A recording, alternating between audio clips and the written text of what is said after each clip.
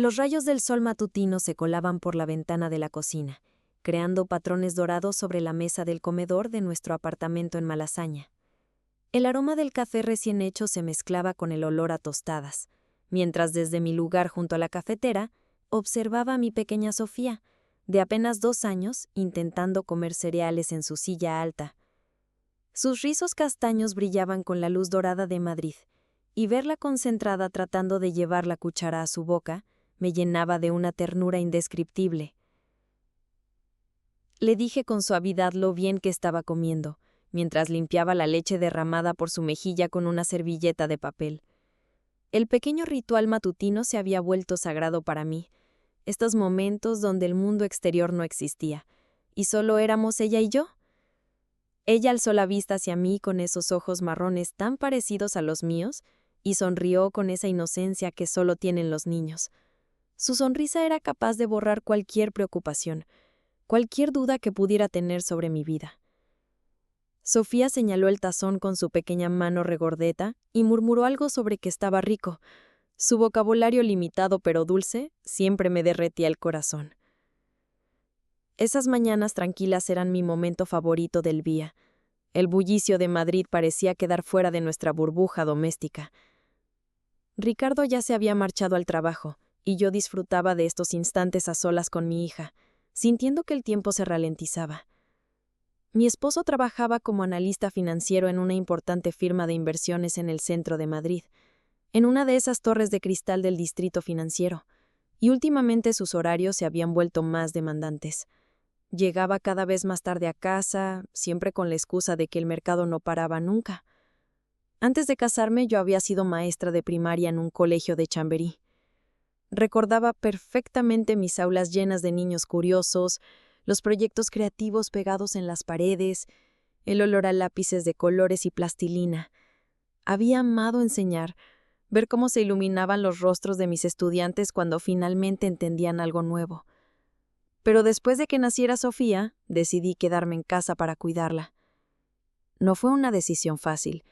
Muchas noches me quedé despierta preguntándome si estaba desperdiciando mi carrera, mi formación universitaria, todos esos años de preparación.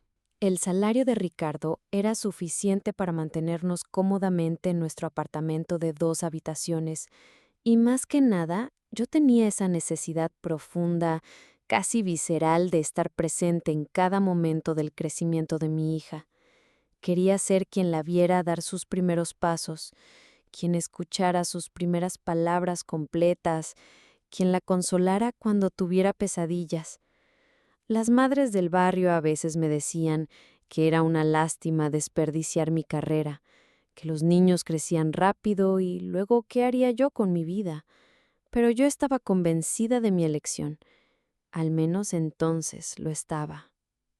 Por la tarde, mientras paseaba con Sofía por el Parque del Retiro, la veía corretear por el césped entre los árboles centenarios, y no podía evitar pensar en algo que me inquietaba últimamente. El aire de otoño llevaba el aroma de las hojas secas y los rayos del sol se filtraban entre las ramas, creando un juego de luces y sombras. Otros padres empujaban columpios, algunos corrían detrás de sus hijos en bicicleta, y yo observaba a mi pequeña con una mezcla de amor y preocupación que no lograba quitarme de encima. Las llegadas tardías de Ricardo llevaban ya unos 3 meses. Antes solíamos cenar juntos como familia todas las noches. Era nuestro momento sagrado. Sofía en su silla alta, Ricardo contándome sobre su día, yo compartiendo las pequeñas aventuras de nuestra hija. Ahora las cenas se habían vuelto silenciosas y frías. Él llegaba cuando Sofía ya estaba dormida. Comía recalentado mientras revisaba su teléfono, y yo me sentaba frente a él sintiendo como si viviera con un extraño. Él me explicaba que tenía un proyecto importante en curso, algo sobre una fusión empresarial que requería análisis de mercado las 24 horas y que las cosas se calmarían el mes siguiente.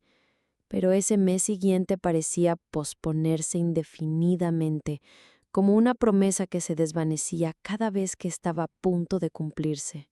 Lo que más me preocupaba era que las pequeñas lesiones de Sofía parecían estar aumentando. No eran heridas graves, pero sí constantes y extrañas. La semana pasada tenía una rodilla raspada que tardó más de lo normal en sanar, y la anterior había aparecido con un moretón ligero en la pierna que tenía una forma extraña, casi como si alguien la hubiera agarrado con fuerza.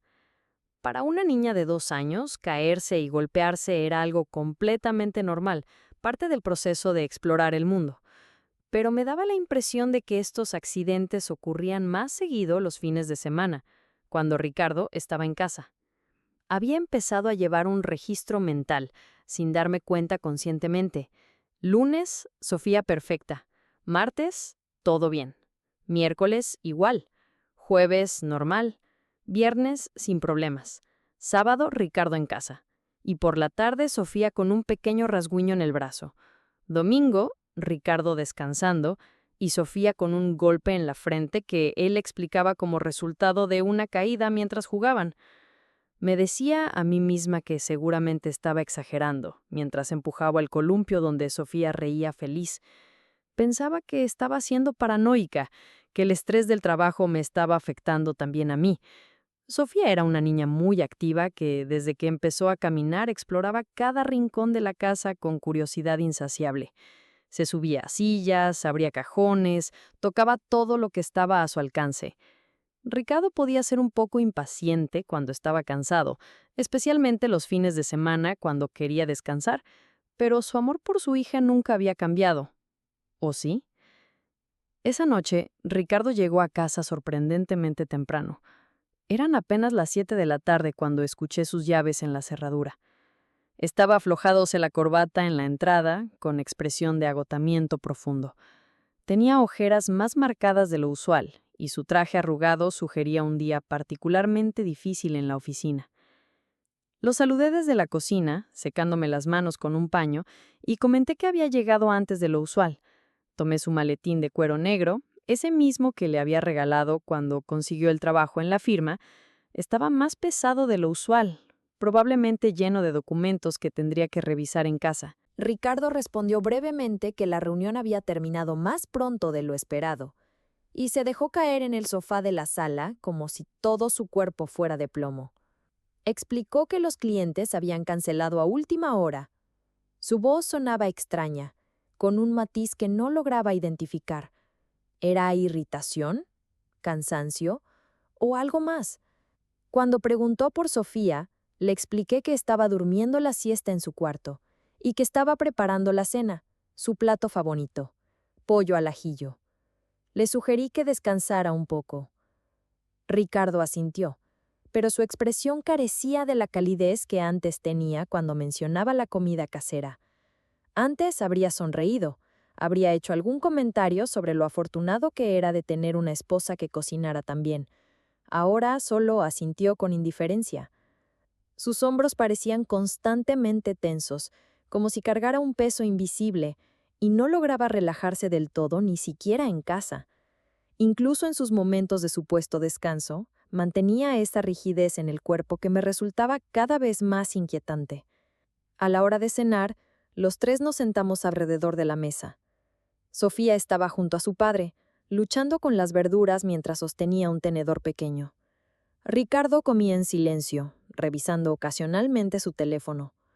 Le comenté con delicadeza que el trabajo se veía pesado y que si había algo en lo que pudiera ayudarlo, solo me lo dijera. Ricardo respondió sin levantar la vista que estaba bien, que era solo que el mercado estaba inestable y los clientes se ponían nerviosos, que solo necesitaba aguantar un poco más.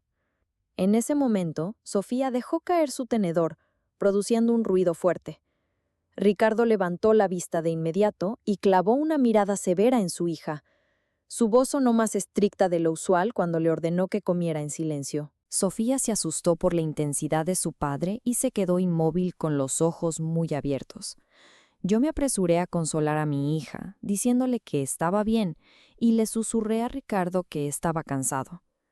Ricardo respiró profundo y trató de suavizar su expresión. Se disculpó, admitiendo que realmente estaba agotado. Esa noche, después de acostar a Sofía, Encontré a Ricardo viendo televisión en la sala. Miraba la pantalla, pero no parecía estar realmente prestando atención. Le pregunté si realmente estaba bien, que lo veía diferente últimamente. Ricardo se volteó y me dio una sonrisa cansada. Se disculpó por preocuparme, diciendo que era solo el estrés del trabajo y que podía seguir adelante porque nosotras estábamos ahí. Me senté junto a él y tomé su mano, asegurándole que siempre estábamos de su lado y que no se exigiera demasiado. Esa noche, aún después de acostarme, no pude dormir. No dejaba de pensar en los cambios de mi esposo y en las lesiones de mi hija. El martes siguiente terminé mis compras de la tarde más temprano de lo planeado y regresé a casa.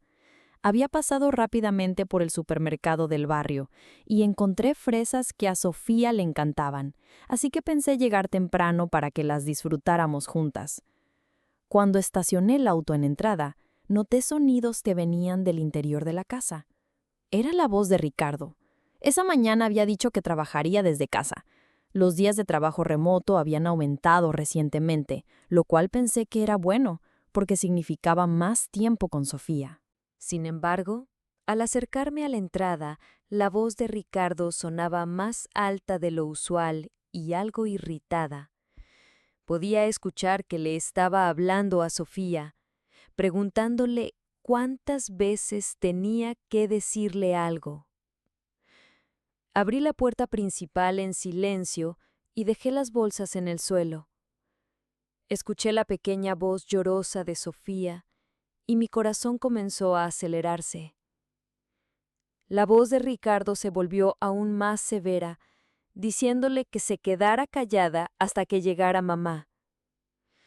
Me dirigí rápidamente hacia la sala.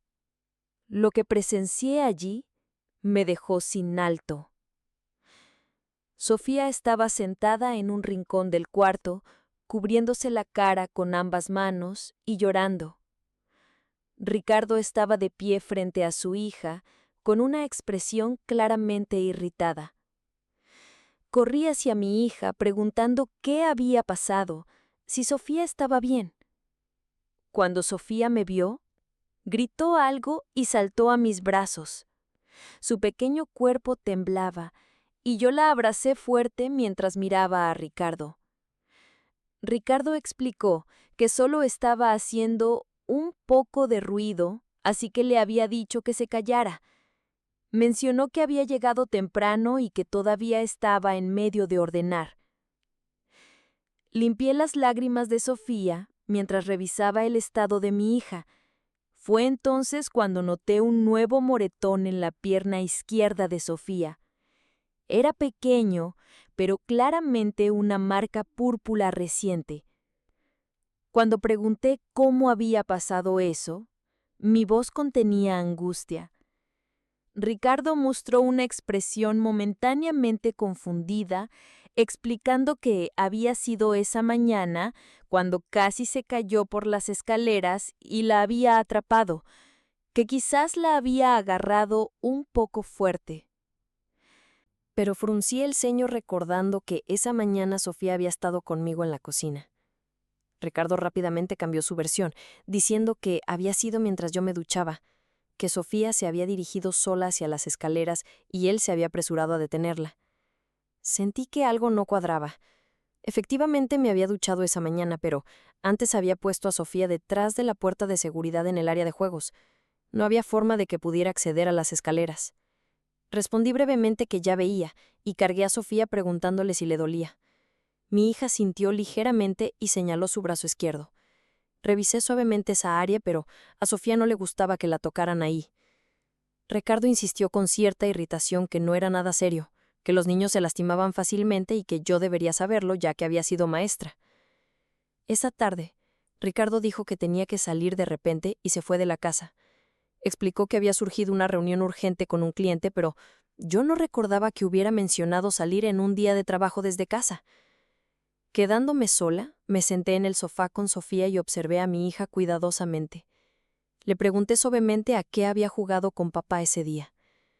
Sofía se acurrucó pequeñita en mi regazo y dijo con voz diminuta que papá se había enojado.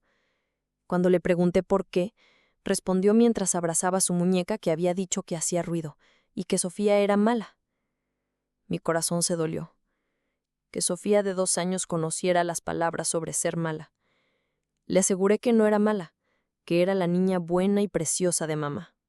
Esa noche, Ricardo llegó después de las 10. Yo ya había acostado a Sofía y estaba calentando la cena de mi esposo en la cocina.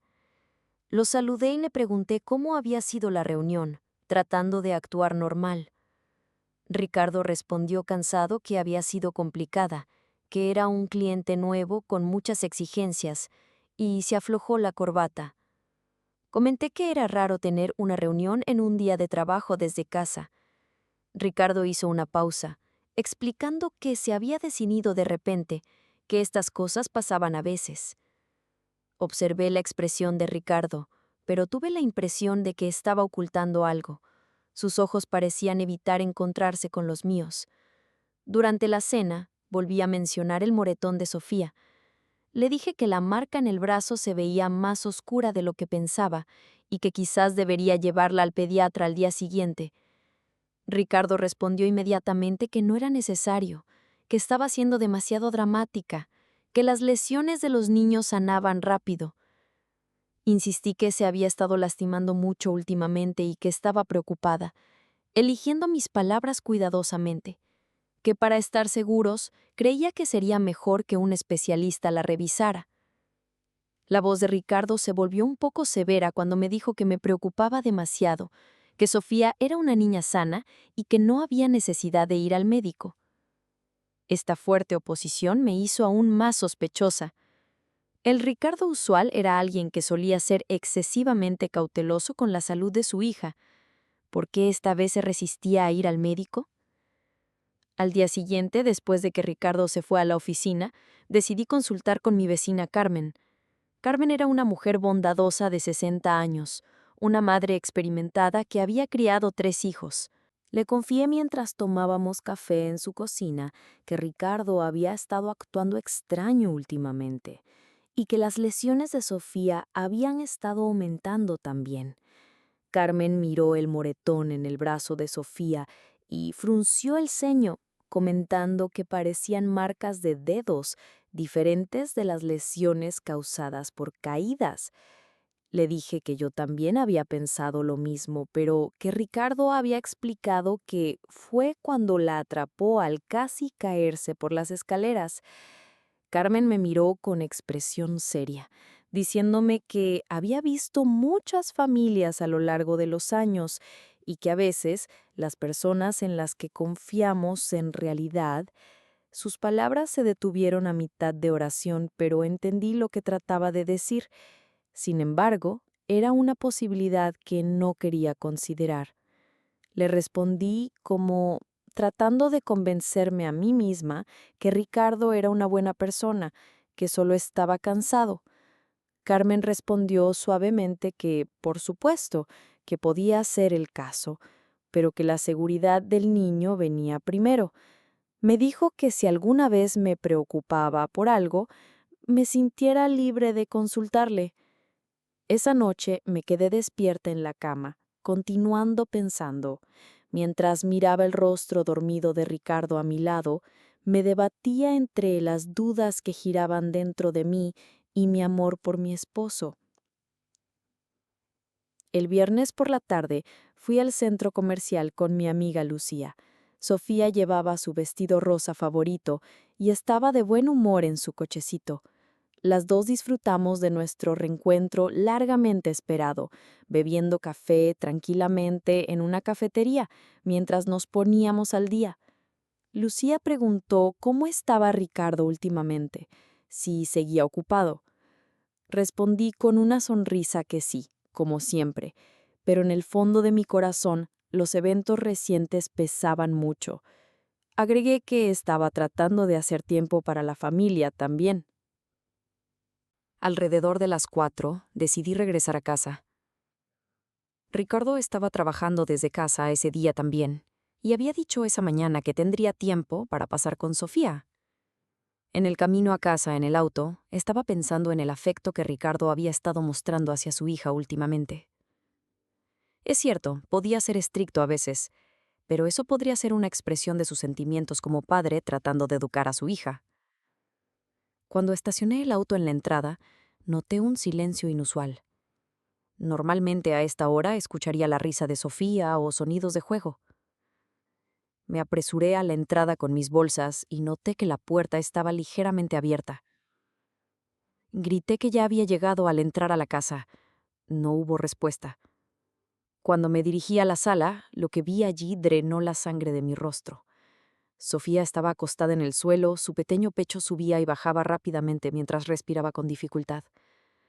El rostro de mi hija estaba pálido y claramente parecía tener dificultades para respirar. Corrí hacia mi hija y la cargué. El cuerpo de Sofía estaba normalmente caliente y su respiración era superficial y rápida. Grité preguntando dónde estaba Ricardo. Se escucharon pasos desde las escaleras mientras Ricardo bajaba. Se había cambiado a ropa casual y tenía una toalla en la mano. Ricardo preguntó calmadamente qué pasaba, por qué gritaba tan fuerte. Le grité mientras sostenía a mi hija que mirara a Sofía, que tenía problemas para respirar, que llamara a una ambulancia. Ricardo miró a Sofía y se encogió de hombros, diciendo que estaba siendo dramática, que solo se había caído, que probablemente estaba cansada de llorar un poco. Miré fijamente a Ricardo cuando mencionó que se había caído. Le dije que mirara cómo respiraba, que esto no era normal.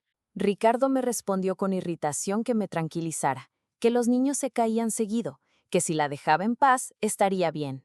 Sin embargo, mis instintos maternales me decían todo. Esto no era solo una caída. La respiración de Sofía, su color, todo indicaba una emergencia. Le dije con determinación que la llevaba al hospital, que si no quería venir, iría sola. Ricardo levantó la voz diciendo que no era necesario, que no había necesidad de ir al médico, que era solo... Lo interrumpí diciéndole que ya bastaba, que era mi hija y que yo tomaría la decisión. Rápidamente tomé el cochecito y puse a Sofía en él, dirigiéndome al auto. Ricardo gritó desde atrás que regresara, que estaba siendo demasiado dramática, pero no miré hacia atrás. En el auto, me dirigí al hospital general más cercano mientras revisaba el estado de Sofía. La respiración de mi hija seguía siendo superficial y ocasionalmente hacía pequeños sonidos de quejido. Seguí hablándole a mi hija mientras conducía, diciéndole que estaba bien, que mamá estaba ahí, que pronto estaríamos en el hospital y el doctor la pondría mejor. Cuando llegamos al departamento de emergencias del Hospital San Carlos, corrí a la recepción cargando a Sofía. Le supliqué a la enfermera en recepción que por favor me ayudara, que mi hija tenía problemas para respirar. La enfermera miró a Sofía una vez e inmediatamente reconoció que era una emergencia. Me dijo que llamaría a un médico de inmediato y me pidió que la siguiera. En el cuarto de tratamiento, la doctora Morales examinó rápidamente a Sofía, escuchó con un estetoscopio, revisó sus pupilas y la examinó cuidadosamente. La doctora me preguntó cuándo había comenzado esta condición. Le expliqué que la había descubierto cuando llegué a casa, que mi esposo había dicho que solo se había caído, pero mi voz temblaba. La doctora respondió cuidadosamente que la dificultad respiratoria por una caída era rara y que necesitarían tomar radiografías. En ese momento, la puerta del cuarto de tratamiento se abrió y entró la enfermera pediátrica Elena Ruiz. Era una excelente enfermera, conocida en todo el hospital por su manera gentil con los niños. La doctora Morales le pidió a Elena que se encargara de esta paciente. Elena trató de sonreírme, pero entonces la puerta del cuarto de tratamiento se abrió de nuevo. Ricardo entró, respirando agitadamente. Ricardo miró alrededor del cuarto buscando a su esposa, diciendo que finalmente me había encontrado, que esto realmente era demasiado dramático. En ese momento, el color se desvaneció del rostro de Elena Ruiz. El instrumento médico en su mano cayó al suelo con un sonido metálico. El cuerpo de la enfermera claramente comenzó a temblar y retrocedió mientras miraba fijamente a Ricardo. La voz de Elena era extremadamente pequeña y temblorosa cuando preguntó por qué estaba él ahí. Me confundí por la reacción anormal de Elena. La enfermera claramente parecía conocer a Ricardo, y la forma en que lo conocía parecía ser más que solo una relación profesional. Llamé a la enfermera preguntándole si estaba bien. Sin embargo, Elena no pudo responder. Continuó mirando fijamente a Ricardo, y sus ojos mostraban una mezcla de miedo y confusión. Ricardo también estaba claramente alterado al ver a Elena. Su rostro se puso pálido y su expresión confiada usual desapareció completamente. Ricardo murmuró con voz pequeña reconociendo quién era ella. Elena respondió con voz aún más pequeña, que tenía esposa, que tenía una hija, y preguntándole por qué no se lo había dicho. Me quedé congelada en mi lugar, la atmósfera tensa fluyendo entre Elena y Ricardo, su conversación claramente indicando una relación personal. Todas las piezas del rompecabezas comenzaron a formar una terrible verdad. Ricardo trató de explicarme algo, pero no salieron palabras. La doctora Morales notó esta extraña atmósfera y preguntó si la enfermera se encontraba bien, pero Elena negó con la cabeza y salió apresuradamente del cuarto de tratamiento. Miré fijamente a mi esposo y comencé a entender todo. Las llegadas tardías de Ricardo, sus salidas en días de trabajo desde casa y su irritación con Sofía. Todo estaba comenzando a conectarse. Estaba teniendo una aventura con otra mujer, y ese estrés y culpa lo habían cambiado. En el cuarto de tratamiento solo se escuchaba el sonido de la pequeña respiración de Sofía. El silencio opresivo en el cuarto de tratamiento fue roto por la doctora Morales. La doctora explicó mientras elegía cuidadosamente sus palabras que los resultados de los rayos X mostraban ligeras fracturas en las costillas. También había signos de sangrado interno en el abdomen. Estas eran lesiones múltiples que no podían explicarse solo por una caída. Traté de procesar las palabras de la doctora mientras miraba a mi hija, preguntándole qué significaba eso. La doctora Morales continuó con expresión seria que mi hija había recibido algún tipo de impacto externo fuerte. Este tipo de lesiones no ocurrían por caídas normales. Ricardo se recostó contra la pared y se cubrió la cara con las manos. Su voz temblaba cuando murmuró que no había sido su intención. En ese momento, hubo un golpe en la puerta del cuarto de tratamiento y entró la jefa de enfermeras, Patricia Hernández. Patricia dijo con voz calmada que había recibido un reporte de la enfermera Ruiz y me preguntó si podríamos hablar en privado en otro cuarto. Dudé en dejar a mi hija, pero Sofía estaba estable con una máscara de oxígeno. Patricia me aseguró que estaba bien, que la doctora Morales estaría con ella. En un pequeño cuarto de consulta, Patricia y yo nos sentamos frente a frente. Patricia me ofreció café, pero mis manos temblaban demasiado para sostener la taza. Patricia comenzó diciéndome que la enfermera Ruiz parecía conocer a mi esposo y que estaba muy alterada en ese momento. Respondí honestamente que yo tampoco entendía qué estaba pasando, pero que mi esposo había estado actuando extraño últimamente. Patricia me pidió que le contara, asegurándome que tenían obligaciones de confidencialidad y que me sintiera libre de hablar. Le conté en detalle sobre los eventos recientes, las llegadas tardías de Ricardo, las lesiones crecientes de Sofía, las contradicciones en las explicaciones de mi esposo y la reacción anormal de ese día. Mientras hablaba, hubo un golpe en la puerta. Elena Ruiz abrió la puerta con manos temblorosas y entró. Sus ojos estaban hinchados de llorar y claramente estaba alterada. Elena dijo con voz pequeña que lo sentía, pero que había algo que debía contarme. Patricia le ofreció una silla, y Elena se sentó pesadamente. Elena comenzó buscando palabras, diciendo que Ricardo Thompson y ella habían estado saliendo durante 6 meses. Murmuré que 6 meses atrás coincidía con cuando el comportamiento de Ricardo había comenzado a cambiar. Elena continuó con voz aún más pequeña que últimamente había estado cambiando. Antes era amable y considerado, pero durante el último mes aproximadamente, se había vuelto fácilmente irritable y a veces enojado. Patricia preguntó cuándo ocurría esto. Elena respondió como recordando que cuando hablaba del trabajo, cuando surgían temas familiares, supuestamente no tenía familia, pero por alguna razón no le gustaban las conversaciones familiares, y recientemente incluso hacia ella. Elena se subió la manga y mostró un pequeño moretón en su brazo.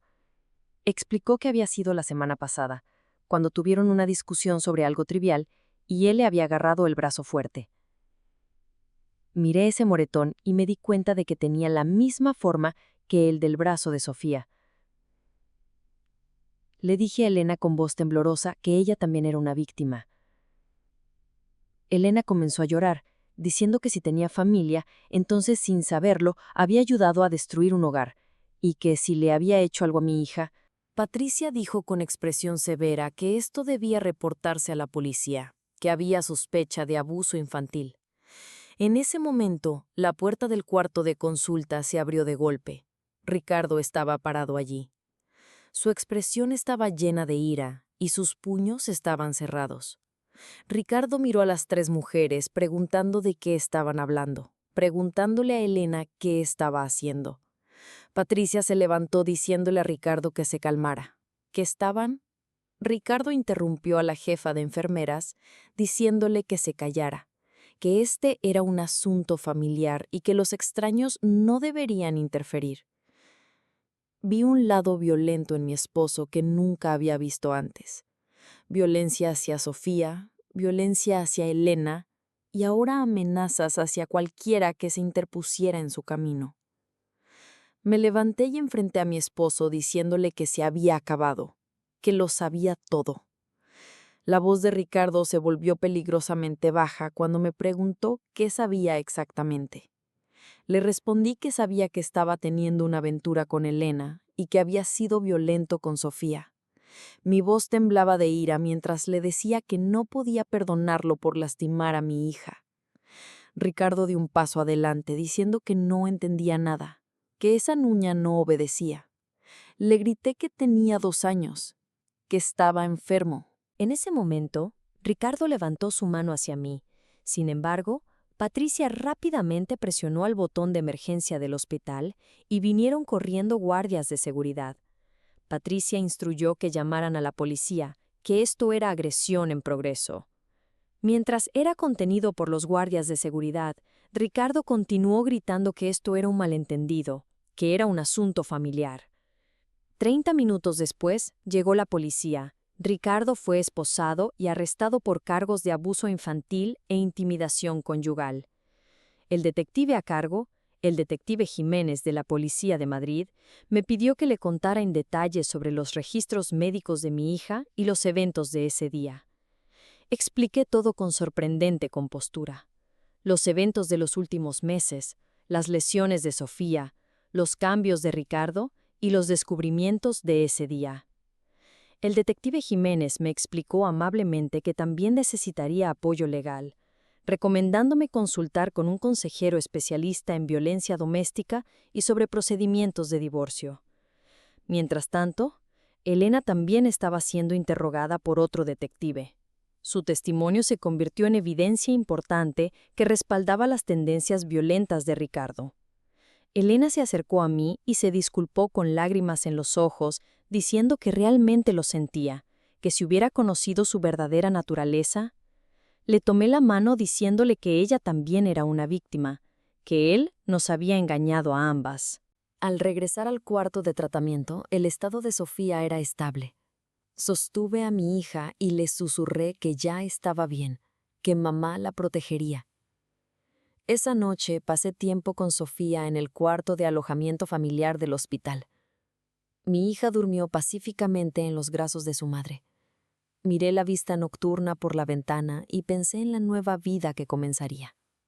Se había revelado una terrible verdad, pero al mismo tiempo mi hija y yo éramos libres, libres de la violencia de Ricardo, de las mentiras y de un matrimonio falso. Pensé que lo peor había pasado, que finalmente podríamos sanar y seguir adelante. Pero me equivocaba completamente. Al día siguiente por la mañana, mientras aún estaba en el hospital con Sofía, recibí una llamada que cambiaría todo nuevamente. Era Elena.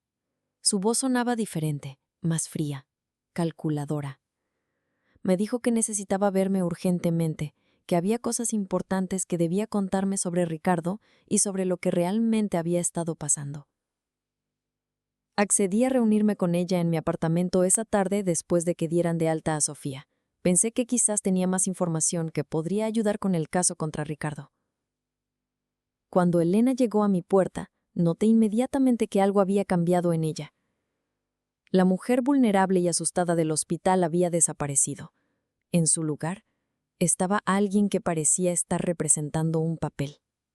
Se sentó en mi sofá, mientras Sofía jugaba tranquilamente en el suelo y comenzó a hablar. Lo que me dijo me heló la sangre. Elena me confesó que las lesiones de Sofía no habían sido causadas solo por Ricardo. Ella misma había estado presente durante muchos de esos episodios. No era una víctima inocente como había fingido ser en el hospital, era una participante activa.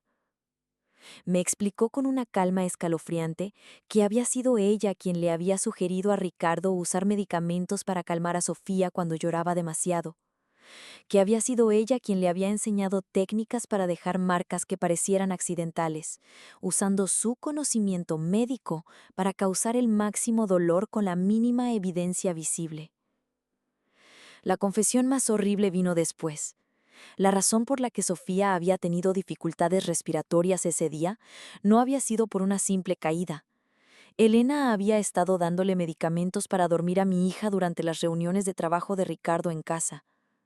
Ese día, cuando yo llegué temprano del centro comercial, habían calculado mal la dosis. Mi pequeña había estado al borde de una sobredosis mientras ellos discutían sobre cómo explicar la situación. Elena me contó, con lágrimas falsas en los ojos, pero con una frialdad que me aterrorizó, que todo había comenzado como un juego entre ellos. Ricardo le había contado que tenía una esposa histérica y una hija problemática, y que juntos habían desarrollado métodos para mantener a Sofía bajo control cuando él necesitaba trabajar desde casa sin interrupciones. Me explicó que las marcas en el cuerpo de mi hija habían sido el resultado de experimentos para ver qué presión exacta causaría moretones que se vieran como accidentes, que habían probado diferentes formas de silenciar sus llantos, desde simples amenazas hasta pequeñas dosis de sedantes naturales que Elena conseguía del hospital. La verdad era mucho más oscura de lo que jamás había imaginado. Elena no era enfermera por vocación de ayudar. Era enfermera porque le daba acceso a medicamentos, a conocimiento sobre el cuerpo humano y a la credibilidad necesaria para que nadie sospechara cuando una niña pequeña aparecía con lesiones inexplicables. Pero lo más perturbador de todo era la razón por la cual me estaba contando esto. Elena no había venido a confesarse por culpa o arrepentimiento. Había venido a chantajearme. Me dijo que si yo testificaba contra Ricardo en el juicio, ella haría que pareciera que yo había sido cómplice de todo desde el principio, que tenía evidencia falsa que podía plantar, fotos que podía manipular, testimonios que podía fabricar, que como enfermera su palabra tendría más peso que la mía ante un tribunal. Elena me explicó fríamente que si yo retiraba los cargos contra Ricardo y decía que todo había sido un malentendido, ella desaparecería de nuestras vidas para siempre. Pero si yo insistía en seguir adelante con el caso, se aseguraría de que perdiera a Sofía permanentemente.